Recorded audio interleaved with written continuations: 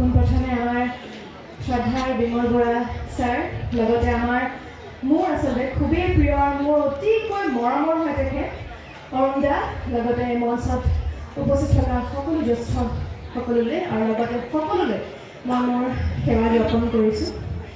খুব ভাল লাগিছে। মৰাণ আচলতে মই আহি গৈছোঁ, ৰাস কৰিবলৈ আহিছিলোঁ মৰাণলৈ, আৰু মৰাণ ঘৰুৱা অনুভৱ হয় খুব। মৰাণলৈ আহিলে, ডিব্ৰুগড় মৰাণ আহিলে মোৰ খুব এনেকুৱা লাগে যেন ঘৰলৈ আহিছোঁ এনেকুৱা লাগে। সকলোৱে ইমান বেছি মৰম দিয়ে, আশীৰ্বাদ দিয়ে। আচলতে আপোনালোকৰ কাৰণেই আমি আছোঁ, আপোনালোকৰ অবিহনে আমি একো নহয়।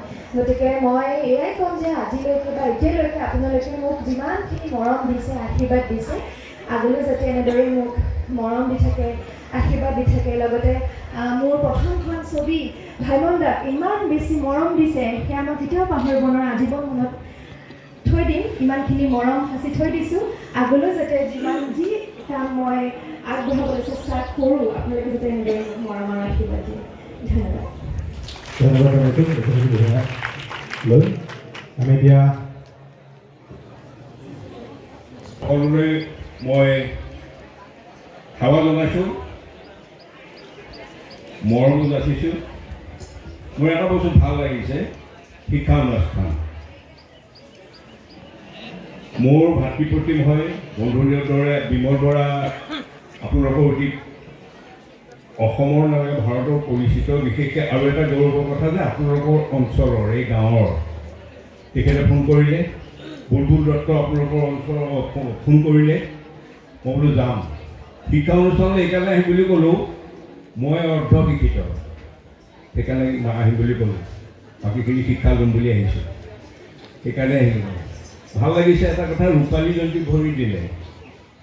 ৰূপালী জয়ন্তী ভৰি দিয়ে আজি সকলোকে দেখিছোঁ, মনবিলাক একদম ৰূপোৱালী হৈ আছে সকলোৰে, উল্লাহে মানে গোটেই নধৰা হৈ আছে। বিমল বৰা ডাঙৰীয়াই অলপ আগত কৈছে যে ইয়াত এই অনুষ্ঠানবিলাকত সাধাৰণতে এটা খুব উৎফুল্লিত হৈ থাকে মানুহবিলাক। তাৰ ক্ষেত্ৰত সেই উৎফুল্লিত কৰি থাকোঁতে মিটিং মাটাংবিলাকত তাতে মিটিং এতিয়া তাতে মিটিঙত নালাগে, আমি সাংস্কৃতিক অনুষ্ঠানলৈ যাওঁ, গতিকে সেইটোত ধ্যানটো বেছি দিয়ে।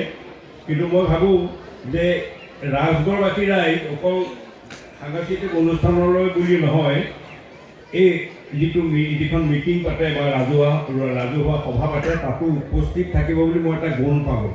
গুণটো এইকাৰণেই, বৰ সুন্দৰকৈ আপোনালোকৰ নিয়াৰিকৈ আপোনালোকে একাগ্ৰতাৰে শুনাটো।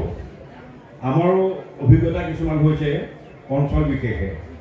ইয়াত যিটো আদৰণি অনুষ্ঠান, এই আদৰণি অনুষ্ঠানত প্ৰত্যেকগৰাকী আমাৰ আই মাতৃ আছে, দদাইদেউসকল আছে, দাইতী আছে, ভাইটি ভণ্টিসকল সকলোৱে আছে। উৎপাত নাই, তাৰমানে মুতলীয়া হৈ থকা নাই, সেইকাৰণে ভাল লাগে। আৰু এই মুতলীয়া স্বভাৱটো হ'লে অকণমান দিগদাৰ হয়।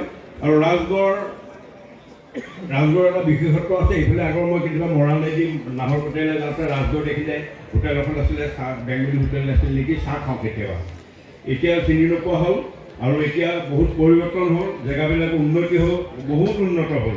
মই বাঘমৰালৈ গ'লোঁ, আহি পেলাই বিমল বৰা ডাঙৰীয়া আহি অকণমান লেট হোৱাৰ কাৰণে মই আগতীয়াকৈ আহিলোঁ, মই বাঘমৰালৈ গ'লোঁ। অকোৱা পকোৱা ৰাস্তা, কিন্তু ফিনফিনীয়া ৰাস্তা। আৰু এইকাৰণে ভাল লাগিলে, বাঘমৰা আপোনালোকে জানেই চাগে, ফিনফিনীয়া ৰাস্তা।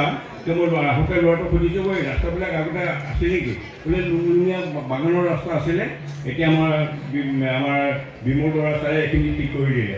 সেইবিলাক শুনি ভাল লাগে। মই এইকাৰণে কৈছোঁ, মই কোনো ৰাজনৈতিক দলৰ মই কোনো ব্যক্তি নহয়, আৰু ৰাজনৈতিক দলক মই বৰ বেছি উঠাই দিয়া ভকতো মই নহয় দেই। এই বৰ ভাল সেইটো ভকত নহয়, মই যিটো দেখোঁ সেইটোৱে কওঁ। মই দেখিলোঁ, ভাল কৰোঁ যে হয় ইয়াত কাম কৰিছে, সেইবিলাকেই লাগে। আৰু সেইটো কাৰণে হয়তো আজি নিজৰ অঞ্চলত তেখেত আহি বৰ সুন্দৰকৈ ঘৰুৱাকৈ ইয়াত মই বহি থাকোঁতে কাষতে কৈছে, ঐ আমুক মাতে তামুক মাতে, যিটো সাধাৰণতে গাঁওবিলাকত হয় মিটিং মাটাঙত। উদ্যোক্তাসকলৰ বিশেষ মানুহজনে সেই উদ্যোগটো লয়, তেখেত ইয়াত মন্ত্ৰী হিচাপে বহি থকাহি নাই। তাৰমানে এই শিক্ষানুষ্ঠানটোৰ এজন দায়িত্বশীল কৰ্মী হিচাপে বহি থকা দেখি মোৰ ভাল লাগিছে। কথাটো ক'লোঁ, এইটো প্ৰশামোদ কৰা বুলি কয়, সেইটো আচলতে নহয়, মই যিটো দেখিলোঁ সেইটোহে ক'লোঁ। আৰু এজন মই অলপতে বগা দত্তলৈ আহিছিলোঁ, সেই বগা চুলি থকা মানুহজন দেখিছে। মই বগা দত্তলৈ আহোঁতে তেখেতক লগ পালোঁ, মোক কৈছে, অ' বাইদেউ। বোলো বৰ ভাল লাগিল আৰু দায়িত্বসকলক আৰু ইয়াৰ জ্যেষ্ঠসকলক মই প্ৰণাম যাচিছোঁ আৰু ইয়ালৈ আপোনালোকে মোক এনেকুৱাই এই মহান অনুষ্ঠানটো সাংস্কৃতিক শোভাযাত্ৰা বুলি ক'লে এটা বৰ বিশাল আয়োজন আৰু এই বিশাল আয়োজনত মোক মানে ভাগ ল'বলৈ দিয়াৰ কাৰণে মই সকলোকে প্ৰণাম যাচিছোঁ আৰু আশা ৰাখিছোঁ সকলো শিক্ষাৰ্থীসকল বা যিসকল আমাৰ পঢ়া শুনা কৰি থকা ল'ৰা ছোৱালীসকলে আগন্তুক দিনত এই ৰূপোৱালী দিনটো যাতে সোণোৱালী দিন হওক সেইখিনিতে মই কামনা কৰিলোঁ সকলোৰে ভাল হওক আশীৰ্বাদ কৰিব মোকো যাতে সাংস্কৃতিক ক্ষেত্ৰখনত ময়ো সুন্দৰকৈ আপোনালোকৰ লগত আগবাঢ়ি গৈ থাকিব পাৰোঁ আৰু এই মুহূৰ্তত এই সাংস্কৃতিক শোভাযাত্ৰাটোৰ উদ্বোধন হ'ল বুলি মই ঘোষণা কৰিলোঁ ধন্যবাদ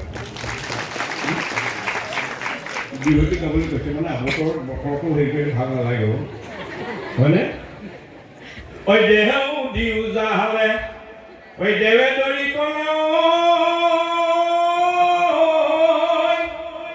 ঐ মানে পানীও যাহালে ঐ ঐ মানে পানীও যাহালে ঐ ঐ কেঁচান খান পকা খান নকৰিবি চেনেহ ঐ নহৰো মই কিয় জানি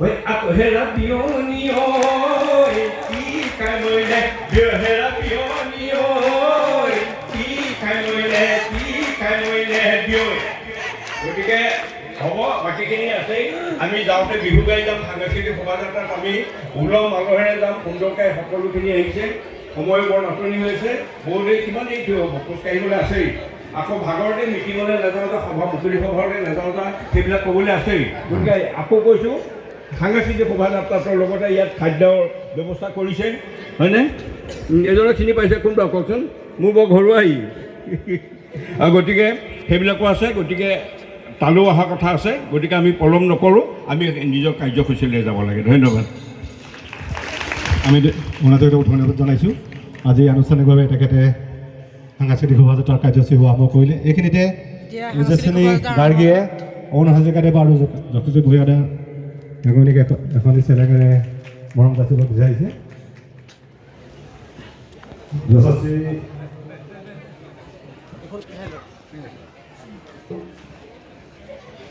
আৰু ইতিমধ্যে উদ্বোধক ডাঙৰীয়া আনুষ্ঠানিকভাৱে সাংস্কৃতিক শোভাযাত্ৰা উদ্বোধন কৰিলে আমি সাংস্কৃতিক দলবিলাকক লাইন পাতি সাজু হৈ থাকিবলৈ